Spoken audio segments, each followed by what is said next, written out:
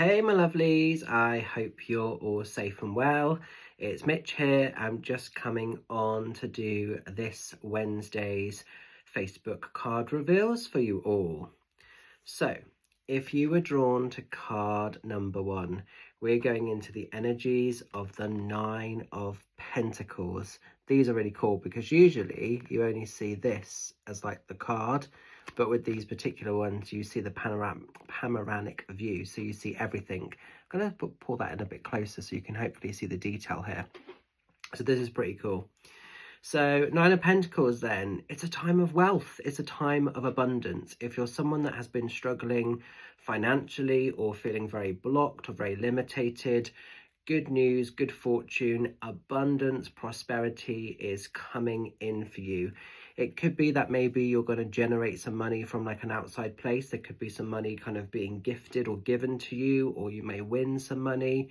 Often this is money kind of just being generated through sort of circumstance or changes. So it could just be maybe some hard work, some knuckling down has sort of made a change of sort of energy happen, and maybe you're accessing a little bit more abundance, paying off debts and bills and things becoming a bit more available.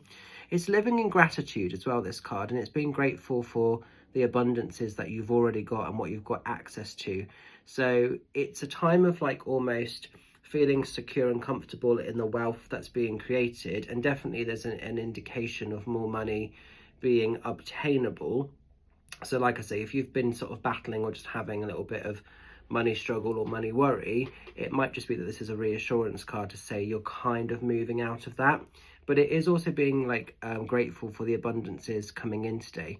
Like I had a cheeky lunch date today with my sister because I had to do some sort of bits and pieces in the afternoon, and yeah, we were able to have like a cheeky lunch. And sometimes it's just that abundance of like there was enough spare pennies set aside to have that sort of thing. So it's sometimes living in that gratitude and thinking, wow, this is pretty cool that actually we can go and have a cafe lunch, and you know, it wasn't anything fancy, but nice sometimes to be able to do that.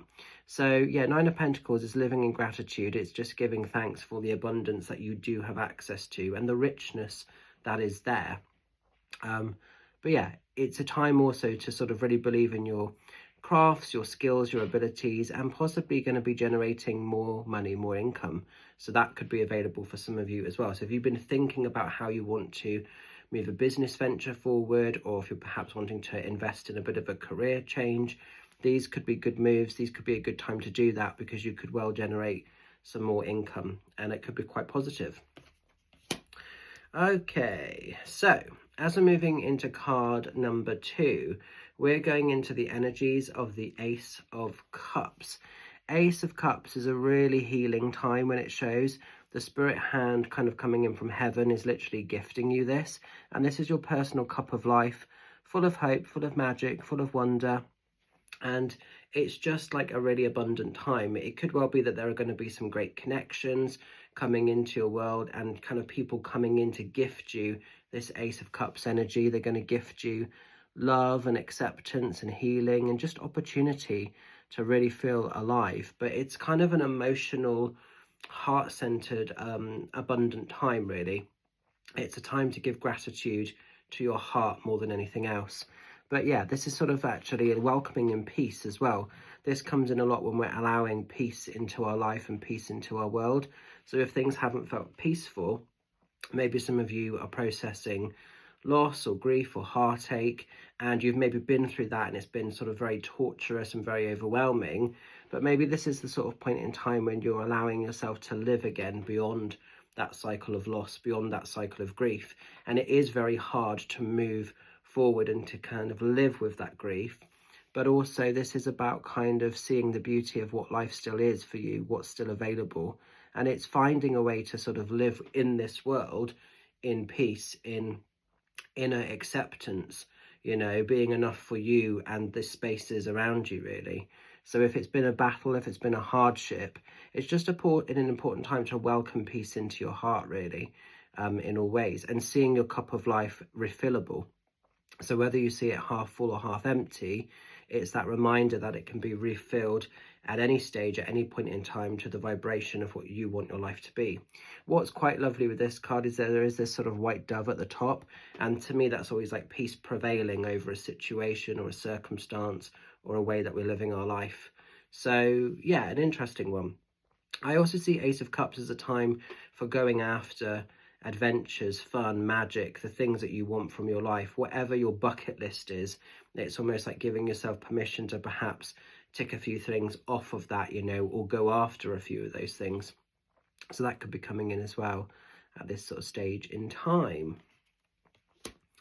Now then, guys, for those that were drawn to card 3, do not panic with this. But we are moving into the Tower. Now, some people really hate the Tower card when it shows. And the Tower isn't always bad. People do forget this. Sometimes the Tower can be really good. Something is going to happen in your world which is going to be off the cuff. It's going to be something that you have no control over. You just have to roll with it. You just have to go through it. The Tower represents usually unexpected changes and like curveballs that kind of come in, and sometimes they can feel very scary, they can be very overwhelming, and we want to sort of sometimes feel like we're looking for that exit or that escape route because we're panicking. Sometimes the Tower throws us into this cycle of pure fear. A lot of people have been getting this around their sort of benefits at the moment. A lot of people that I've been talking to in readings have been having benefits that have suddenly stopped dead in their tracks, and it's a Tower moment for them. It's out of the blue, it's fearful, it's scary, it's unknown. But the important thing with this card is the Tower has the magic, it has the power to be rebuilt. So yes, you may be up against something that might seem very negative or very unjust or very overwhelming in those moments, and it's a complete curveball. You haven't had necessary prior knowledge of it, it's just come about out of the blue. But this is all about being able to recover from that. So the Tower can be repaired, the Tower can be rebuilt on your format, on your terms, and actually you can build the foundations back stronger. The Tower can sort of be a bit more rigid, it can be a bit more sort of, you know, the structure of the Tower can be a stronger sort of mechanic for you to feel sort of safe and secure in. So there is life beyond the Tower. It's just very scary, it's very overwhelming in those moments. And you know, sometimes things do happen and they do catch us off guard and they do make us really question a lot of aspects of life. But with the Tower, it's the recovery, and peace can prevail. So you might be up against something that feels very kind of strange or crazy or weird or wonderful, but peace can prevail long term. So do remember that. It's a piece of your story. It doesn't have to become the whole storybook, okay? So just watch out for this week if you've been drawn to card number 3. So going to leave those energies with you. I hope they help. Don't fear this. Don't go looking for it. Just be aware of it. Just want to say a couple of cheeky shouts. So this Friday, I'm very excited. I'm back over at Colour and Crystals in Trowbridge. It's completely sold out. So thank you very much if you've secured your space to come and see me there. And on Saturday, I'm over in Hungerford doing a day of reads. We do actually have some spaces left for Hungerford, which is kind of a little bit unheard of because usually it sells pretty fast. So if you want a cheeky sort of in-person reading with myself, either half an hour at 35 or an hour at 70, pop Evelyn a message at Hungerford Heart Song Gems. We can get you booked in on the timescale spaces that are still available. It would be great to see some of you lovelies there. What else do I want to let you know about? Still have some tickets available for the upcoming Zoom demonstration of mediumship happening on the 29th of March. So if you want to come and see me for an intimate evening on Zoom, then get booking your tickets, and that would be great to see you there.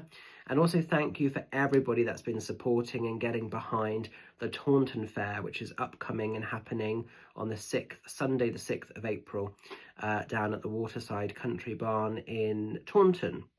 We are just under the halfway mark, so I have an audience now. Yay! We definitely will be having a show. That one will 100% be going ahead. Reference some of my other shows. Obviously, I've said the other day, Wincanton needs your love, it needs your support. Otherwise, that is going to get pulled, unfortunately. So, you know, if you're thinking, if there's a group of you particularly that are thinking about coming to any of the shows, but particularly the upcoming ones, like so Taunton or Wincanton, do book those tickets, because group bookings particularly can be the difference between a show, like saving a show, going ahead or not. But Wincanton at the moment is looking, unless we get more support, it will be getting cancelled unless we're getting more support for that. I don't want to cancel it, but obviously that's the way that it's going at the moment. But like I say, thank you for all those that are supporting. It's been a very hard year this year for the tour, not just me, but a lot of people in general. And it is making me question, do I go on tour next year? And if it continues in this theme and in this pattern, then I'm not going to tour next year. I'm going to take a year off touring, because it takes a lot of work to secure spaces, to secure venues, and then when you're not getting tickets and bums on seats, it's really quite soul destroying. So I'm not going to keep putting myself through that, because it comes a bit torturous. I know it's a sign of the times, I know it's a collective thing, it's not just me personally. It's a lot of hard work though, you know, a lot of stuff goes into a show, not just the show itself, but all the mechanics around the show. So yeah, it's a bit of a tricky one, but we'll ride the wave, we'll see what happens. But going to leave this with you. Keep shining bright, stay fabulous. Thank you to those that are supporting me, and I will catch up with you lovelies very soon. Take care, much love, bye for now.